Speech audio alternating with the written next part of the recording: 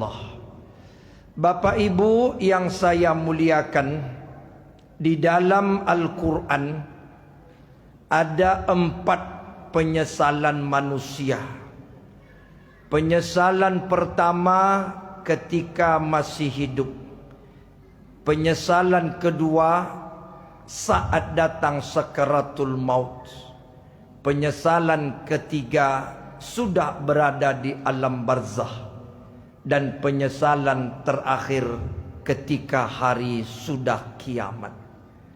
Penyesalan pertama disebut dengan nadam atau nadim. Di nadim itu artinya menyesal.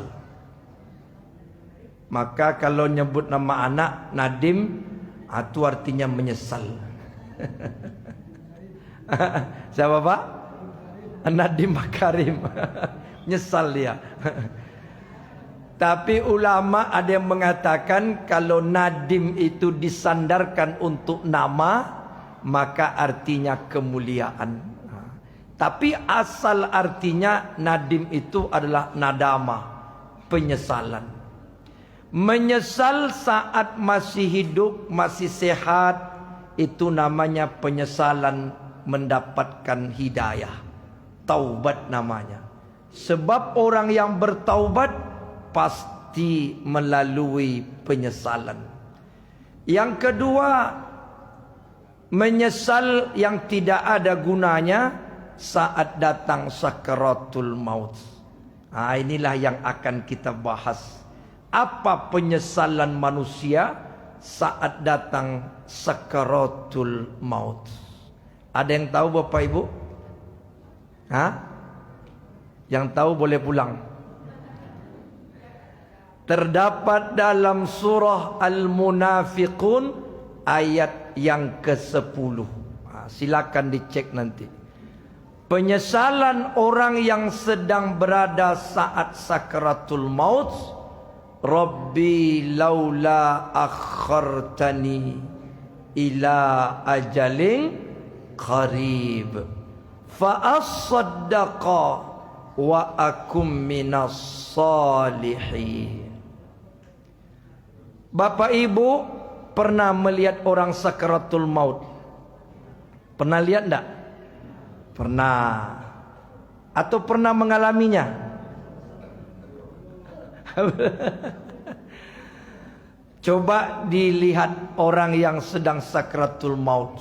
Beruntunglah kita kalau sempat melihat orang sakaratul maut. Karena itu menjadi iktibar. Apa yang dilakukan oleh orang yang sedang sakaratul maut? Disapa tak bisa, dibawa bicara tidak menyaut, tidak bisa diajak ngobrol, diam saja. Padahal telinga masih sempurna, mata masih ada, mulut masih sempurna, tangan, kaki, badan pun lengkap, bahkan nyawa masih ada. Apa yang kurang? Tak ada yang kurang, sempurna. Tapi kenapa tidak bisa diajak bicara?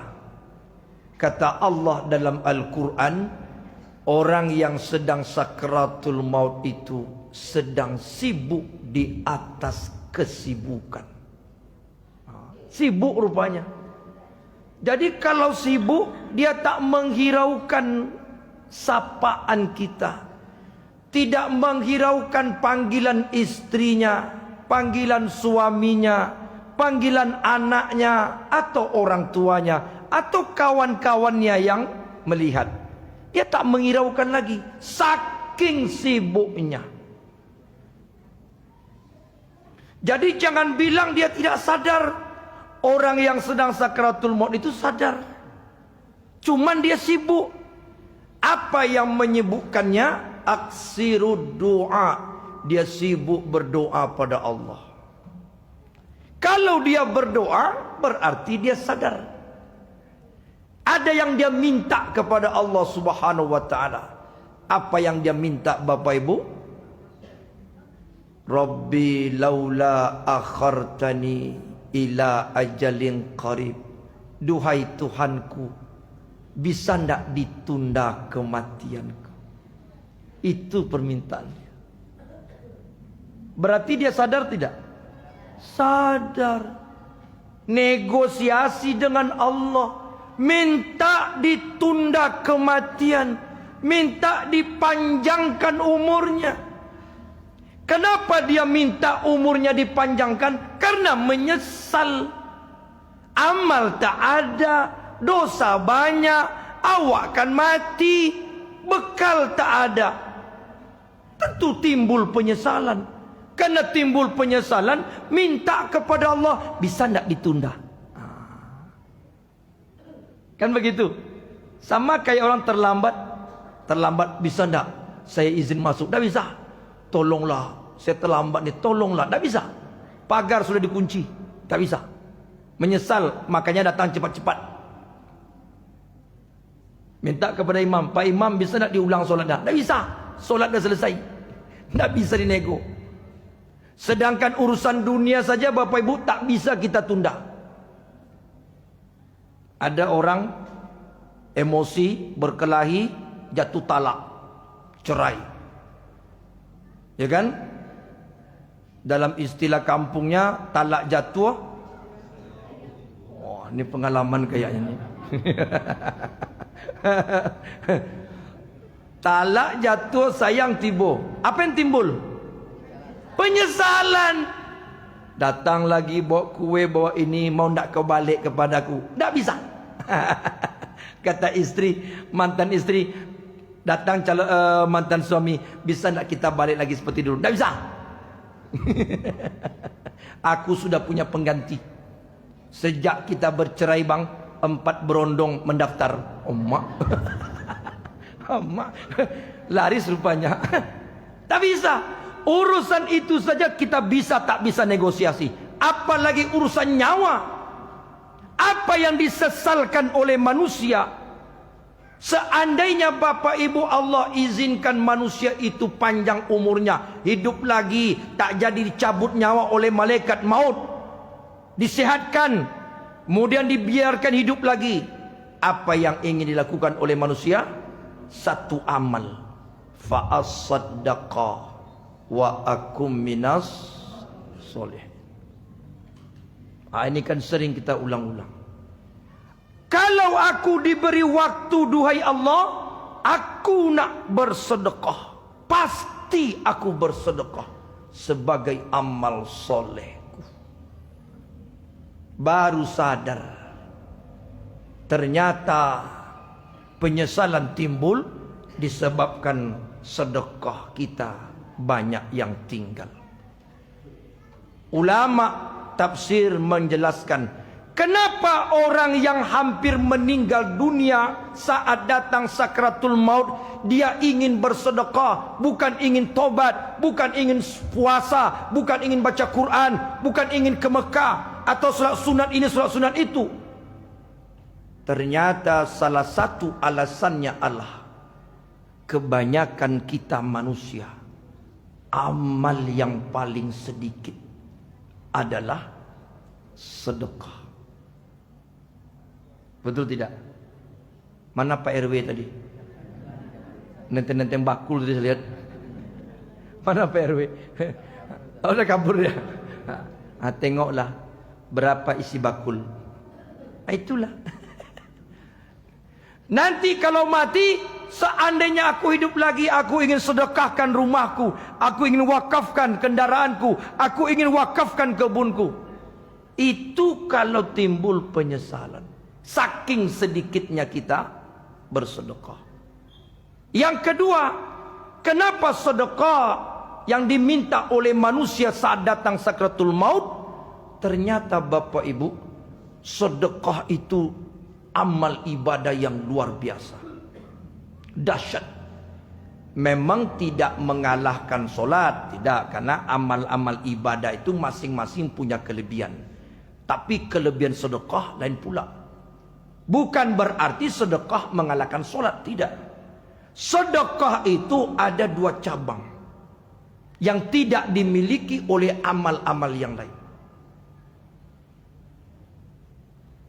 Pernah malaikat bertanya kepada Rasulullah, wahai Rasulullah Muhammad, apa amalan yang paling dicintai oleh Allah? Kata Rasulullah, mungkin solat hambaku, solat umatku. Bukan. Atau dia menahan haus dan lapar di terik matahari berpuasa. Bukan. Atau dia tahajud tengah malam. Bukan. Amalan yang termasuk paling dicintai oleh Allah adalah dia berbagi untuk orang lain. Kalau solat untuk diri kita, kalau baca Quran untuk kepentingan kita, kalau kita banyak tahajud untuk kepentingan kita, tapi kalau sedekah untuk kita dan untuk orang lain. Tak ada amalan selain pada amal sedekah. Amalan apa yang untuk orang lain tak ada. Bapak dilepas oleh satu kampung pergi haji, siapa yang haji? Siapa yang dapat pahala? Ya bapak. Ibu yang pergi haji. Masyarakat tak dapat. Paling-paling dapat kurma. Itu pun kalau dapat oleh-oleh. Enggak. Atau dapat zam-zam. Itu pun kalau dibagikan. Itu dapat. Tapi kalau sedekah, Masya Allah. Disinilah kehebatan sedekah itu. Dan hakikatnya Bapak Ibu, sedekah itu sebenarnya adalah menolong orang yang bersedekah, bukan menolong orang yang menerima sedekah. Ana wa kafilil yatimi fil jannati hakaza. Kata Rasulullah, aku nanti di surga berdekatan dengan orang yang rajin bersedekah, termasuk menyantuni anak yatim, fakir miskin. Dan As-Syaikh Imam Ibnu Qayyim Al-Jauziyah mengatakan, sedekah yang termasuk paling tinggi amalnya adalah sedekah kepada orang-orang soleh. Wah, ini saya lihat Bapak Ibu di masjid-masjid sekarang banyak. Sedekah kepada orang-orang soleh. Apa contohnya? Buka bersama. Itu kan sedekah itu. Tanpa disadari Bapak Ibu, kita berbuka, kita tahu tidak siapa yang nyumbang? Ada orang menyumbang. Mungkin namanya tak ditulis, mungkin tak tertulis, tapi tiba-tiba ada orang membawa, ya mungkin salah lawak satu bungkus, tapi kan itu sedekah. Membawa teh, membawa gula, itu sedekah. Pernahkah kita sadar ketika kita berbuka di Masjid Nur Yakin atau nanti iktikaf di malam hari sampai subuh, siapa yang memberi makan? Siapa yang menyediakan makan? Itu orang-orang yang dipilih oleh Allah Subhanahu wa taala. Tak semua orang mampu melakukannya. Bukan karena kaya. Tidak semua orang kaya mau. Sedekah itu bukan masalah kaya atau bukan kaya. Masalah sedekah itu adalah masalah mau atau tidak mau. Kalau dia mau, Allah pasti mampukan. Tapi kalau tidak mau, Allah tak mampukan. Banyak alasan. Di masjid-masjid sekarang luar biasa. Hidup suasana. Ada yang menyediakan sarapan pagi di luar Ramadan kan. Itu kan sedekah-sedekah. Bukan uang masjid itu ketua ya. Wah, ada yang bersedekah. Ada donatur, Masya Allah. Memberi makan siapa? Orang yang habis solat. Itu orang-orang soleh. Orang yang siap melaksanakan taklim. Orang-orang soleh. Siapa yang bersedekah memberi makan kepada mereka? Ibnu Qayyim Al-Jauziyah mengatakan, itu sedekah yang paling tinggi nilainya. Maka mari kita sama-sama bersedekah. Supaya apa? Supaya tidak ada penyesalan. Jangan nanti sampai sakratul maut timbul penyesalan. Kenapa dulu tidak aku ikut bersedekah?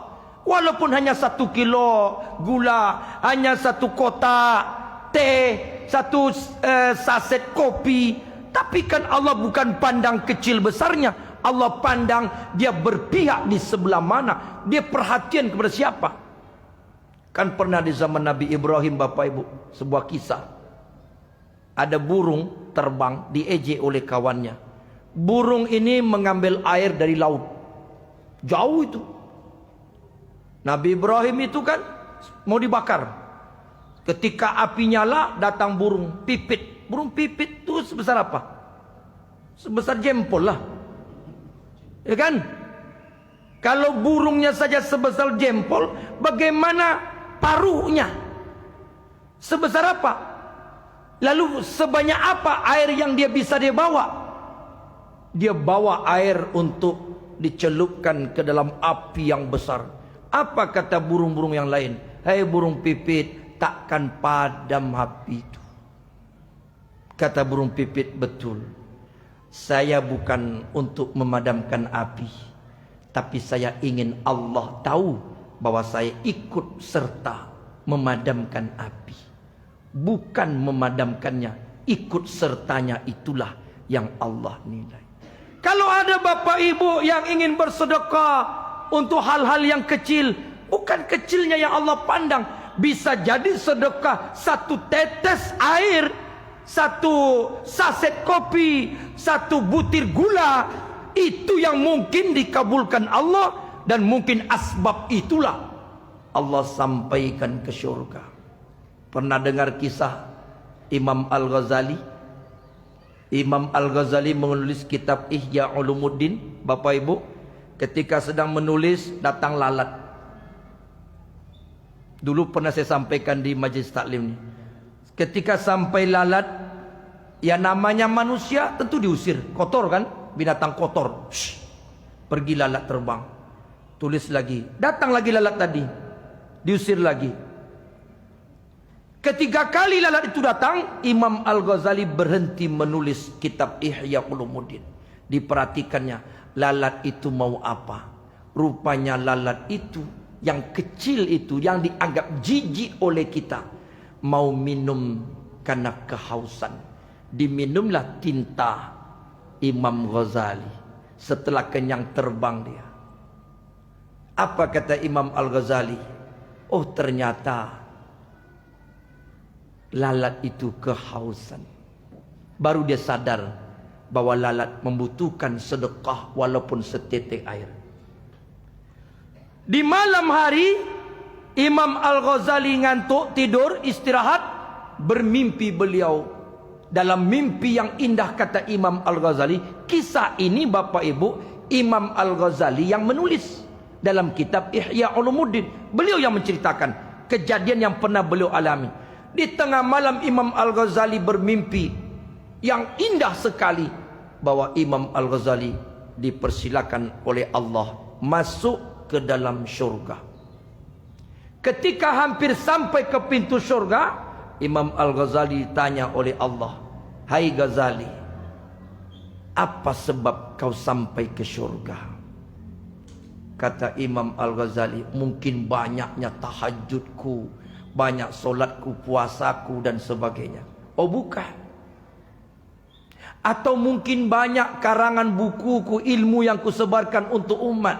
Bukan. Kau sampai ke syurga karena rahmatku, dan rahmatku engkau sentuh dengan memberi 1 tetes tinta kepada hambaku yang bernama lalat. Itu asbab kau sampai ke syurga. Masya Allah. Jadi Bapak Ibu, jangan pandang kecil besarnya sedekah. Bersedekah saja.